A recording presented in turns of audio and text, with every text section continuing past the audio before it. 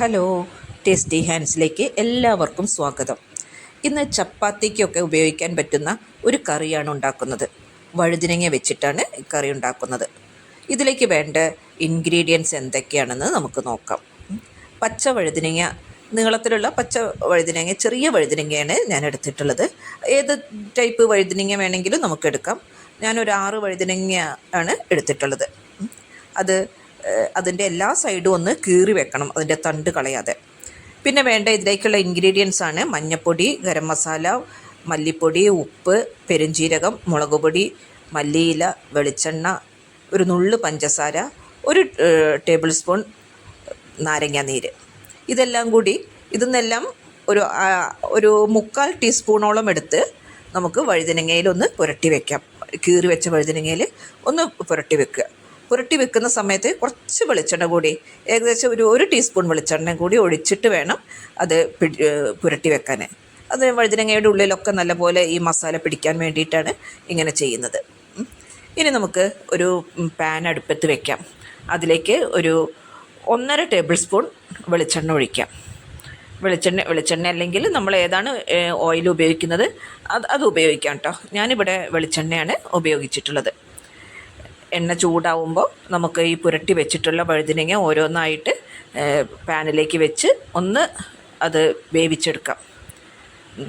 അത് ഒന്ന് മറിച്ചിട്ടിട്ടും വെച്ച ശേഷം ഒന്ന് അടച്ച് വയ്ക്കുക.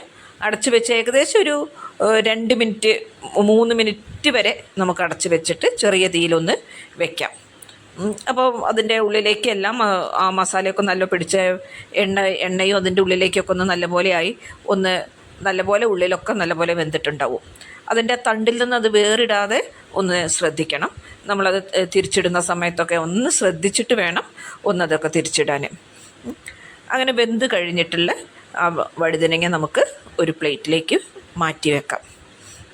ഈ വഴുതനങ്ങ ഉപയോഗിച്ചിട്ടാണ് നമ്മൾ ഈ കറി ഉണ്ടാക്കുന്നത്. ഇനി അതിലേക്ക് വേണ്ട മസാല, ആ കറിയിലേക്ക് വേണ്ട, ഗ്രേവിയിലേക്ക് വേണ്ട മസാലയാണ് നമുക്ക് തയ്യാറാക്കാനുള്ളത്. അതിന് വേണ്ട ഇൻഗ്രീഡിയൻസ് കൂടി നമുക്ക് എന്തൊക്കെയാണെന്ന് നോക്കാം.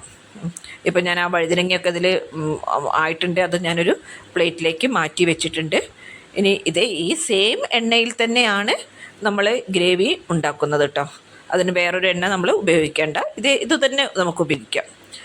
ഈ ഗ്രേവിയിലേക്ക് വേണ്ട ഇൻഗ്രീഡിയൻസാണ് ഒരു സവോള, ഒരു തക്കാളി, ഇഞ്ചി വെളുത്തുള്ളി പേസ്റ്റ്, ഉപ്പ്, ആവശ്യത്തിനൊരു ഉപ്പ്, പിന്നെ നമ്മൾ ഇതിൽ പുരട്ടാൻ വെച്ചിട്ടുള്ളതിൻ്റെ ബാക്കിയുള്ള എല്ലാ മസാലകളും നമുക്കെടുക്കാം. സവോളയും തക്കാളിയും നല്ലപോലെ വഴറ്റിയ ശേഷം നമുക്ക് ഇഞ്ചിയും വെളുത്തുള്ളിയും ചേർക്കാം. അതിൻ്റെ കൂടെ നമുക്ക് ഒരു നുള്ള് പഞ്ചസാര കൂടി ഇതിൻ്റെ കൂടെ ചേർക്കുക. എന്നിട്ട് ബാക്കിയുള്ള മസാലപ്പൊടികളെല്ലാം ഇതിലേക്ക് ചേർക്കാം. എല്ലാം നല്ലപോലെ വഴന്ന് വരണം. ഈ സമയത്ത് ഒരു നുള്ള് ഉപ്പ് കൂടി ചേർക്കാം. നമ്മൾ വഴുതനങ്ങയിൽ ഉപ്പ് കൂടി ചേർത്തിട്ടാണ് അത് പുരട്ടി വേവിച്ച് വെച്ചിട്ടുള്ളത്. അതുകൊണ്ട് തന്നെ ഉപ്പ് നോക്കണം. ഉപ്പ് നോക്കിയിട്ട് വേണം ഇതിലേക്ക് ചേർക്കാൻ. എല്ലാ മസാലപ്പൊടികളൊക്കെ ഏറ്റവും അവസാനം ചേർത്താൽ മതി, അല്ലെങ്കിൽ അത് പെട്ടെന്ന് കരിഞ്ഞു പോകും. നമുക്കത് നല്ലപോലെ വഴന്ന ശേഷം നമുക്ക് തീ ഓഫ് ചെയ്യാം. തീ ഓഫ് ചെയ്തിട്ട് അത് തണുക്കുമ്പോൾ നമുക്കൊന്നൊരു മിക്സിയിൽ നല്ലപോലെ അരച്ചെടുക്കാം. നല്ല പേസ്റ്റായിട്ട് അരയ്ക്കൊന്നും വേണ്ട, ഒരു തരിതരിപ്പ് ഉണ്ടായിക്കോട്ടെ. ഒരു തരിതരിപ്പോടെ ഉണ്ടാകുമ്പോഴാണ് ആ ഗ്രേവിക്ക് കൂടുതൽ സ്വാദ് വരിക. അത് ഏത് മസാലകളും നമ്മൾ ഒരു ഗ്രേവി ടൈപ്പിലേക്ക് ചപ്പാത്തിക്കൊക്കെയുള്ള ഒരു കറി ഉണ്ടാക്കുമ്പോൾ വല്ലാതെ പേസ്റ്റുമാതിരി അരയാതെ ഇരിക്കുകയാണ് നല്ലത്. ഒരു ചെറിയൊരു തരിതരിപ്പ് ഉണ്ടാവുന്നതാണ് നമുക്ക് കറിക്ക് ചപ്പാത്തിയുടെ കൂടെയൊക്കെ കഴിക്കുമ്പോൾ സ്വാദ് കൂടുതൽ വരിക. ഇനി നമുക്ക് ഇതേ സെയിം പാൻ തന്നെ അടുപ്പത്ത് വയ്ക്കാം. അതിലേക്ക് മിക്സിയിൽ അരച്ച് വെച്ചിട്ടുള്ള ആ പേസ്റ്റ് അതിലേക്ക് ചേർക്കാം. വേറെ എണ്ണയൊന്നും ഇനി ചേർക്കേണ്ട ആവശ്യമില്ല. ഇതിൽ തന്നെ നല്ലപോലെ എണ്ണ ഉണ്ടാവും. അതുകൊണ്ട് തന്നെ വേറെ ഒരു എണ്ണയും ഇനി ചേർക്കണ്ട. ആ മസാല ഇതിലേക്ക് ഇട്ട് ഒന്ന് ചൂടാക്കി എടുക്കുക. ചെറിയ തീയിൽ വെച്ചിട്ട് വേണം ചൂടാക്കാൻ എന്നുള്ളത് പ്രത്യേകം ശ്രദ്ധിക്കണേ, അല്ലെങ്കിൽ പെട്ടെന്നത് കരിഞ്ഞു പോകും. ഒന്ന് ചൂട് ആയി വരുന്ന സമയത്ത് നമുക്ക് ഇവിടെ നമ്മൾ വേവിച്ച് വെച്ചിട്ടുള്ള ബ്രിഞ്ചാൾ ഓരോന്നായിട്ട് അതിലേക്ക് ചേർക്കാം.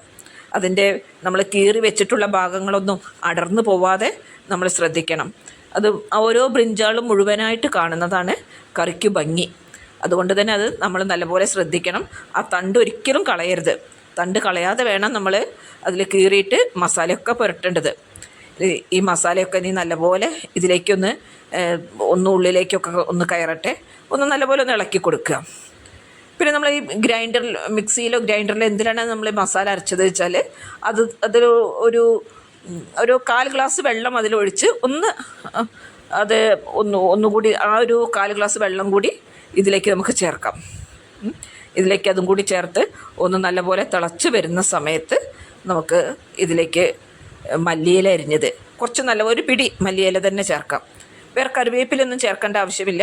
മല്ലിയില നല്ലപോലെ ഒരു പിടി മല്ലിയില തന്നെ ഇതിലേക്ക് ഒന്ന് മുറിച്ചിടാം. അതും കൂടി ഇട്ട് ഒന്ന് നല്ലപോലെ ഇളക്കി നമുക്കത് സെർവിങ് ഡിഷിലേക്ക് മാറ്റാം. നല്ല സ്വാദുള്ള ഒരു കറിയാണിത്. പെട്ടെന്ന് നമുക്ക് ഉണ്ടാക്കിയെടുക്കാനും പറ്റും.